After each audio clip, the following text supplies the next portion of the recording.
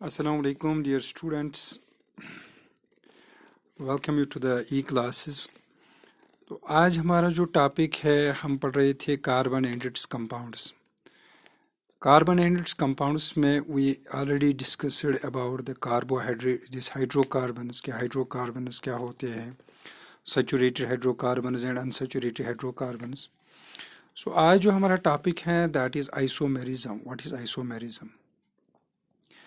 जब हम आइसोमेरिज्म देखेंगे, आइसोमेरिज्म एक्सप्लेन करने से पहले हम देखते हैं that isomerism is of two types. First is that is structural isomerism and stereo isomerism. जो हमारी 10th क्लास का सिलेबस है उसमें हमें डिस्कस करना है स्ट्रक्चरल आइसोमेरिज्म। और जब हम हायर देखते हैं हायर क्लास में, that's in the 11th class, so we are going to study in the 11th class stereoisomerism, which is further of two types, that is geometrical and the optical isomerism. So आज हम discuss करने जा रहे हैं structural isomerism. What is structural isomerism? Structural isomerism की definition बताने से पहले let's explain what is actually this structural isomerism. ये समझने के लिए हम एक एग्जांपल लेते हैं। Let's take the butane. अगर हमारे पास एक कंपाउंड है ब्यूटेन, इस ब्यूटेन में 4 कार्बन्स होते हैं, 1 2 3 4। Since we know carbon is tetravalent, carbon जो होता है that's a tetravalent compound. So carbon के साथ क्या होते हैं 4 हाइड्रोजन्स। हम यहाँ पे 3 हाइड्रोजन डालते हैं और ये एक कार्बन के साथ अटैच बॉन्ड हो गया, means this carbon is tetravalent. Similarly यहाँ पे भी हम 2 हाइड्रोजन रखेंगे, यहाँ पे भी और यहाँ पे भी। So this becomes a butane. अब इस ब्यूटेन में हर एक कार्बन को टेट्रावैलेंसी है। देखिए first carbon 1 2 3 4 bonds are there, 1 2 3 4। तो this is called as the butane. Now जब हम ये ब्यूटेन देखते हैं, इस ब्यूटेन को अगर हम लिखेंगे इसमें कार्बन कितने हैं, कार्बन इसमें 4 है। अगर हम हाइड्रोजन देखेंगे 1 2 3 4 5 6 7 8 9 10, सो हाइड्रोजन इसमें 10 है। So it's molecular formula is C4H10। Now अगर मैं ब्यूटेन को ऐसे लिखूंगा, फॉर एग्जांपल 1 2 3 4, अब इस कंपाउंड में भी 4 कार्बन आ रहे हैं, तो वैलेंसी को सेटिस्फाई करने के लिए हम हाइड्रोजन लिखते हैं यहाँ पे।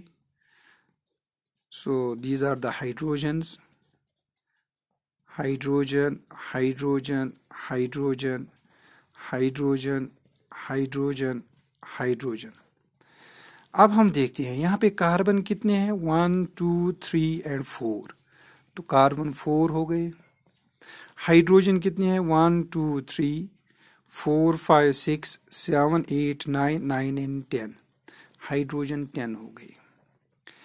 Now this very compound and this very compound, दोनों की मॉलिक्यूलर फार्मूला सेम है, but they differ on the basis of their structure. So those compounds which have same molecular formula but differ in the structural arrangement are called as structural isomers, and this is called as the structural isomerism. So definition क्या आ गई इसकी structural isomerism की? So we can define structural isomerism like this: compounds having same molecular formula but different structural arrangement, that is called as a structural isomerism. Now structural isomerism अगर हम इसको logically देखेंगे, for example अगर हमारे पास एक compound है methane, CH H and H। Now इसको हम ऐसे लिखते हैं in condensed formula, that is CH4। Now we cannot assign different structure to this. अगर मैं इस हाइड्रोजन को यहाँ पे लिखूं, इस हाइड्रोजन को यहाँ पे लिखूं, तो लेकिन हम एक ही स्ट्रक्चर पाएंगे. So methane is unable to show the structural isomerism. It does not show. ये नहीं दिखाता है स्ट्रक्चरल आइसोमेरिज्म.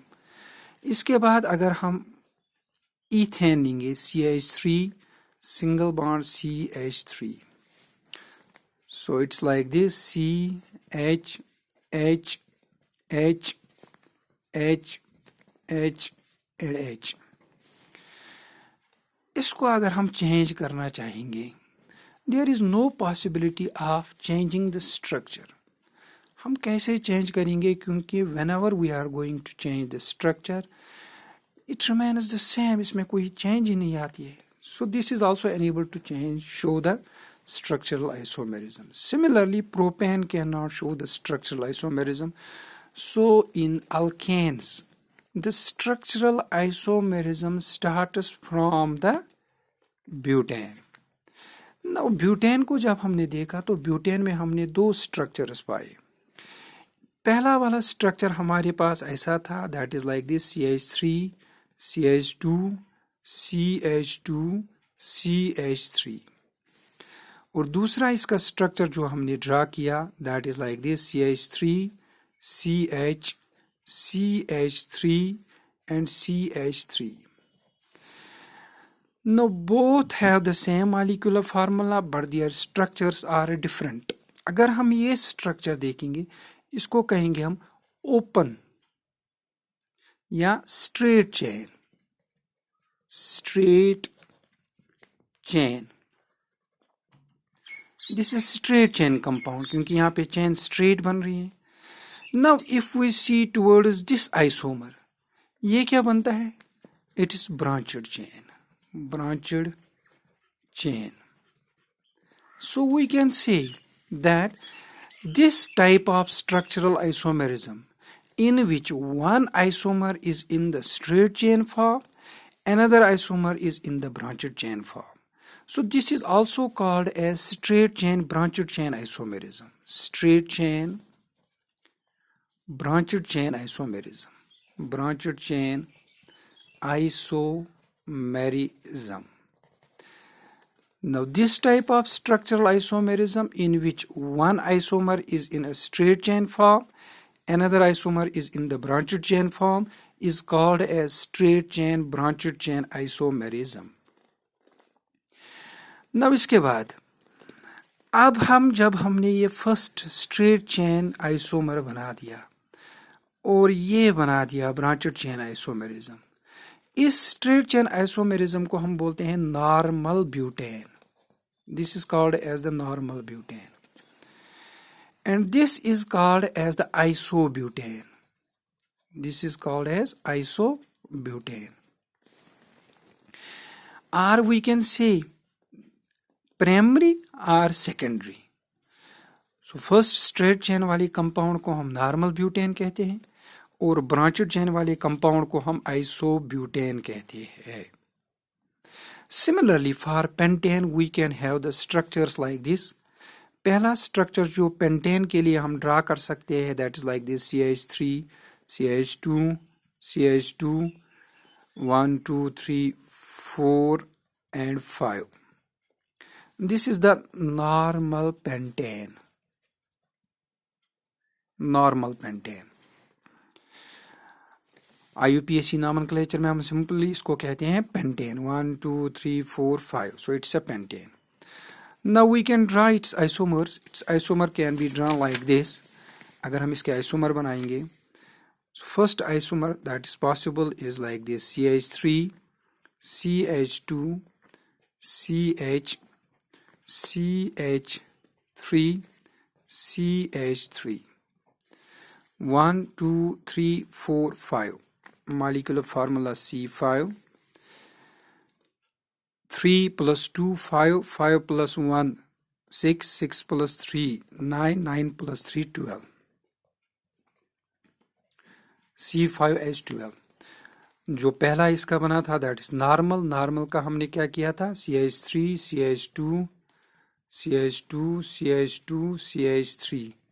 इसकी मॉलिक्यूलर फार्मूला भी क्या थी, C5H12. सो दोनों की मॉलिक्यूलर फार्मूला सेम है. So this is the isomer, these are the isomers of the pentane. और एक पॉसिबिलिटी है यहाँ पे like this CH3 CH3 CH3 CH3. अब यहाँ पे देखिए 1 2 3 4 5 C5 and H12. So pentane has got how many isomers? 3 isomers. पहले आइसोमर को हमने क्या कहा? Normal pentane. इसको क्या कहते हैं? आइसोपेंटेन. इसको क्या कहेंगे? Neopentane. Now IUPAC nomenclature. This is pentane. Now this is isopentane. Isopentane में हमने क्या किया? अगर हम इसका नॉमेनक्लेचर देखेंगे, it's a branched chain compound. Now जब हम देखेंगे ये normal pentane, now this is a straight branched chain compound. जब हमने नॉमेनक्लेचर इससे पहले पढ़ा था, सो हम जब इसका IUPAC नॉमेनक्लेचर देते हैं तो कैसे करते हैं? We have to select the longest possible chain. वो रूल्स जो हमने पहले डिस्कस किए हैं. तो यहाँ पे एक सबस्टिट्यूएंट आता है. So how can we write the nomenclature? So it is like this 1 2 3 4 2 methyl butane, 2 methyl butane, or we can say 2 methyl butane. So this is the isopentane. Normal pentane का क्या है? पेंटेन. और जो इसका दूसरा isomer है that is isopentane. IUPAC nomenclature इसका क्या है? 2 methyl butane. Now this neopentane. इसमें अगर हम देखेंगे, for example we are starting from this very carbon 1 2 3, तो इसमें क्या आएगा? 2, 2 डाइमिथल.